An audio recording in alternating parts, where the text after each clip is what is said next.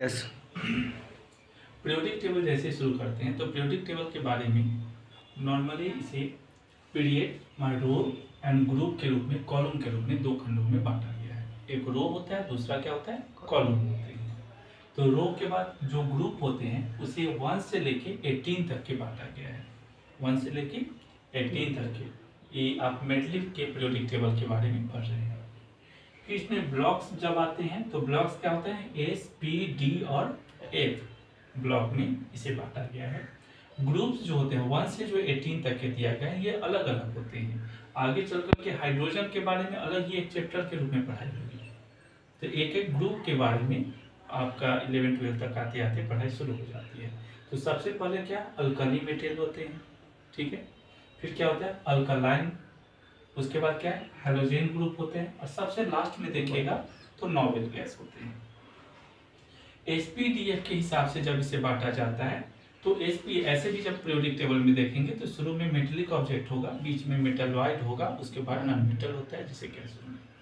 तो यहाँ पे मेन ग्रुप में एस और पी ब्लॉक आते हैं। एस और पी ब्लॉक लगभग मेटेलिक ऑब्जेक्ट सब आते हैं इसमें। और जितने भी बॉन्ड्स पढ़ते हैं आप, इलेक्ट्रोलाइसिस, ये अभी कोवलेंट बॉन्ड जैसे पढ़े हैं या इससे पहले आपको पोलर बॉन्ड पढ़े हैं, वो सब इसी के रूप में आपको काम आते हैं, जो कि सारे मेटल ही या रिएक्शन करते हैं किसी भी केमिकल इक्वेशन के रूप में। तो मेन ग्रुप एसपी ब्लॉक में आ जाते हैं आपको। इसके बाद होता है ट्रांजिटिव मेटल्स जो डी ब्लॉक के अंतर्गत आ जाते हैं, ठीक है। और इसके बाद एफ ब्लॉक जो है इससे दो सेक्शन में बटे हुए हैं। एक का है क्या, लैंथेनाइड होते हैं और दूसरा क्या होता है, एक्टिनाइड्स होते हैं। इस प्रकार से ये एक नॉर्मली पीरियोडिक टेबल का इंट्रोडक्शन के रूप में ये कंप्लीट हुआ। पीरियोडिक टेबल के बारे में पहले बताया जा चुका है। यहाँ पे एक एक सेक्शन करके अलग अलग करके बताया गया कि कहाँ पे क्या होता है। तो यहाँ पे देखेंगे कि एच को सबसे अलग रखा गया है। एच को आगे माने इंटर में जाएंगे तो इंटर में एच का एक चैप्टर ही पढ़ाएंगे जो हाइड्रोजन के बारे में बताया गया। यहाँ पे जैसे ही आते हैं तो मेटलिक सबसे पहले देखिए एस ब्लॉक में NS1 से 2 तक के जाएगा, ठीक है। अल्कली जो बताते हैं इस सबका, तो NS1 से लेके 2 तक का जाएगा और ये मेटलिक होती है, ठीक है। प्लस में इसमें क्या होता है कि ऊपर से जैसे नीचे की ओर आएंगे तो हर एक ऑर्बिट में उसका सर्किल बढ़ता जाएगा, इस प्रकार से उसका रेडियस बड़ा होता जाएगा, ठीक है। और क्या होगा, उसमें मेटलिक नेचर इंक्रीज करेगा, यानी उसमें अगर मेटलिक गुण है तो वो ज्यादा बढ़ता चला जाएगा। क्यों बढ़ेगा, क्योंकि मेटल का गुण क्या होता है, अपना एक इलेक्ट्रॉन किसी को दे सकता है। तो जब सेंटर से आपकी ऑर्बिटल बड़ा होता जाएगा, ऑर्बिट की दूरी बढ़ेगी, तो स्वाभाविक है सेंटर से खिंचाव बल कम जाएगा। और जब सेंटर से पॉजिटिव नेगेटिव का खिंचाव बल कम होगा तो बाहरी इलेक्ट्रॉन आसानी से किसी को दिया जा सकता है। तो जब वो आसानी से देगा तो उसका मेटलिक गुण ज्यादा होगा। यस। अब इसके बाद होता है कि रिप्रेजेंटेशन ऑफ एलिमेंट में देखें तो ट्रांजिशन ऑफ एलिमेंट आते हैं जो डी ब्लॉक के अंतर्गत आते हैं। ये होता है n-1 डी 1 से लेके 10 तक के जाता है और ns1 से लेके 2 तक के आता है। इसे आप इलेक्ट्रॉनिक कॉन्फ़िगरेशन में देख चुके होंगे। इसके बाद बताया जाता है पी ब्लॉक में आते हैं। पी ब्लॉक में यहाँ देखिए जिगजैग लाइन है दिया हुआ है ना, तो इससे मेटलॉइड इसी लाइन में आएंगे, ठीक है। मेटलॉइड का जो बताया गया था आपको बस ये ऐस करके, तो वो सब इसी में आएंगे। इसमें मेटल्स का फॉर्म क्या होगा, NH2 NP1 से लेके 5 तक आएगा। और पी ब्लॉक जो होते हैं नॉन मेटल के अंतर्गत आ जाते हैं। लास्ट में जब यहाँ पे आएंगे तो ये क्या होगा, NP2 NP6 होगा, जिसे नोबेल गैस कहते हैं। हीलियम, नियन, आर्गन, क्रिप्टन, जेनन, रेडन करके आपको होगा, ये नोबेल गैस के अंतर्गत आते हैं। इसके बाद देखिएगा इनर ट्रांजिशन ऑफ एलिमेंट्स में आएंगे तो इसमें क्या बताया था, एफ ब्लॉक होगा। और एफ ब्लॉक का क्या फॉर्म है, n-2 F1 से लेके 14 तक जाएगा। n-1 D जो है 0 से 1 तक आएगा और NS क्या होगा 1 से लेके 2 तक आएगा। मानिए आपके क्रम जब कॉन्फ़िगरेशन में देखेंगे। और 5F ब्लॉक सबसे लास्ट है। इसके आगे भी अब इन्वेंशन जैसे जैसे होते जा रहे हैं वो आगे की ओर बढ़ता जाएगा। अभी तक के जैसे हम सब पढ़े, पीरियोडिक टेबल बनाना सीखे कि कैसे बनाया जाएगा। तो पीरियोडिक टेबल बनाने में सबसे पहले नंबर पे कौन आता है, एस ग्रुप।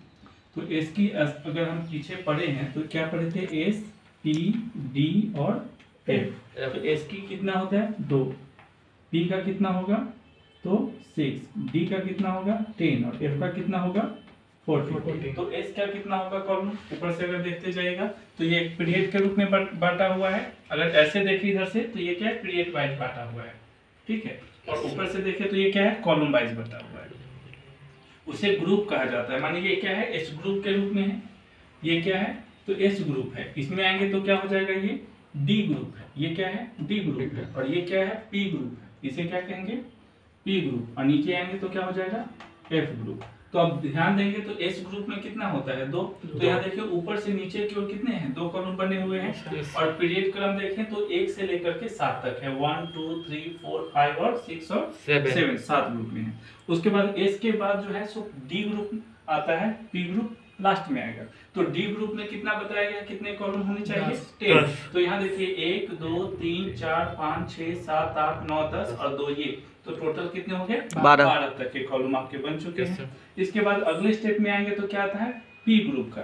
तो पी ग्रुप में नंबर कितना दिया गया है 6, पी ग्रुप में कितने होने चाहिए 6। तो पी ग्रुप का यहाँ देखिएगा तो कितना होगा 13 14 15 16 17 और 18। तो ये कहाँ तक चला गया 18 तक। इस प्रकार से ये टोटल जो कॉलम बने हुए हैं वो टोटल कितने हैं 1 से लेके 18 तक।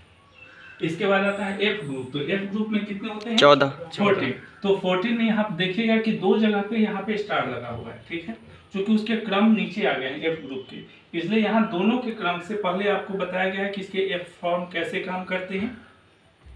तो 14 तो इसका ये हुआ, और ये दोनों भी यहीं पे लिखा हुआ है, देखिए इसमें भी 57 है, यहाँ भी है, यहाँ भी 89 है, यहाँ भी 89 है। तो ये दोनों क्रम इसी में जुड़ जाने के कारण ये 14 के जगह कितने होंगे 15। अब इसके नंबर क्रम को देखिए कि कैसे लिखा जाता है। तो यहाँ देखिएगा कि 1 हाइड्रोजन का होता है, तो यहाँ देखिएगा 2 हीलियम का होता है, ठीक है ना। फिर देखिएगा तो देखिएगा 3 4 5 6 7 8 9 10, नोबेल गैस 10 पे चला गया नियन का।